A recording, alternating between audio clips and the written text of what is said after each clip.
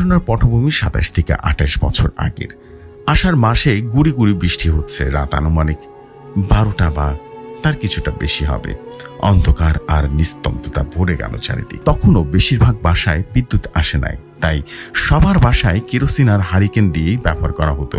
এক দাদির, যার বয়স ৭০-এর উপরে হবে, যাকে সবাই অলির মা বলে ডাক, প্রায় দিনরাত সে বাসা থেকে বের হয়ে একা একা হাঁটত। এটা তার একটা অভ্যাস বলা চলে, কারণ তার ৩ কুলে কেউ চিনল না। একটা ছেলে ছিল যে বৃদ্ধাকে ছেড়ে ঢাকায় থাকতো। একা বৃদ্ধা মানুষ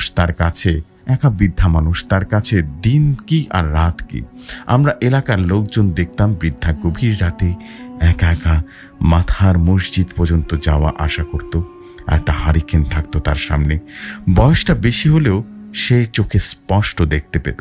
মসজিদের পাশে একটা পারিবারিক কবরস্থান ছিল, সেটা এখনো আছে। চারপাশে অর্ধেক দেওয়াল দেওয়া হয়েছে। সেখানে যে কেউ যাওয়া আসা করতে পারত সেটা ভাবাই মুশকিল।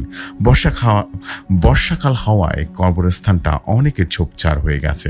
একদিন বৃষ্টির রাতে অলির মা অর্থাৎ দাদি হ্যারিকেন নিয়ে সেই কবরস্থানের দিকে হাঁটতে যায়। তিনি দেখেন কবরস্থানের কচু গাছগুলো অনবরত নড়ছে, আর কবরের মধ্যে কে জানি দাপাদাপি করছে।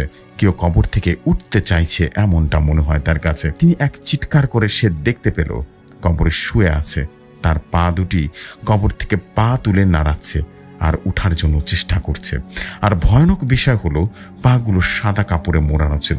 এটা দেখে অলির মা চিৎকার চেঁচামেচি করেন আর বলতে থাকেন কবর থেকে লাশ উঠে পড়েছে। এই ঘটনার কিছুদিন আগে নাকি ওই কবরস্থানে লাশ দাফন করা হয়, তাই অলির মার ভয় আরো বেড়ে গেল।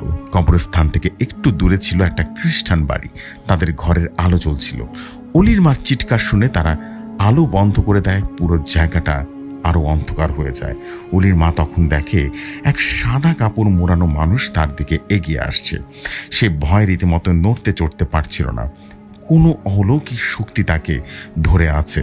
এরপর অলির মা সেখানে অজ্ঞান হয়ে পড়ে যায়। পরের দিন সকালবেলায় এলাকার মানুষ অলির মাকে কবরস্থানের পাশে দেখতে পায় অজ্ঞান অবস্থায়।